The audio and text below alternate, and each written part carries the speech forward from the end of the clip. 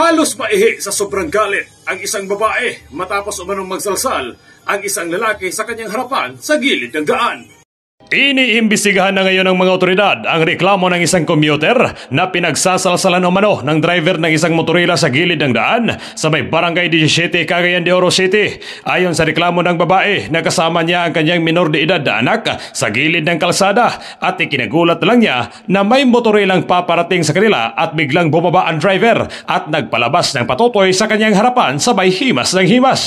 Feel na feel umano ng driver ang paghawak sa kanyang maliit na talong at papikit-pikit pa ang mga mata habang nakatuon ang direksyon ng ulo sa ibang parte ng daan na tumatagal umano ng sobra 5 minuto. Dagdag pa sa reklamo ng babae na may katas umano na lumalabas sa patutoy ng lalaki.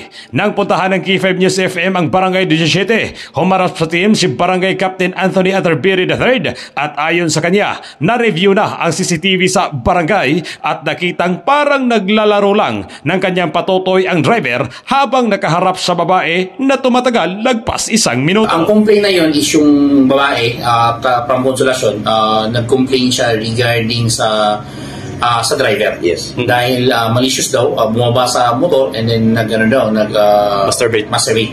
So when we review, kasi i-mention niya sa post niya and sa blotter, 5 minutes daw na nangyari. So sad to say, when we review the camera, it only 1 minute. So 1 minute or more. So yun yung isa sa mga nakita namin na parang loopholes din ng story. So I cannot judge on it because nasa police station man na. I think nag-meeting na rin yung dalawang party and already agree kung anong gagawin. But sa side lang namin, because na-claim kasi sa barangay namin dumaan, so we have to show it to the people kung ano yung surveillance camera na captured. So may action talaga, Kap, na nagano? O wala? Meron talaga. We forwarded to police station 1 through help of Major Tahor and nakita na nila yung kasi parang nag-viral yun and then umabot sa commander and na-call yung mga attention. So what we provide is the copy para talagang makita sino talaga yung nagsabi ng totoo.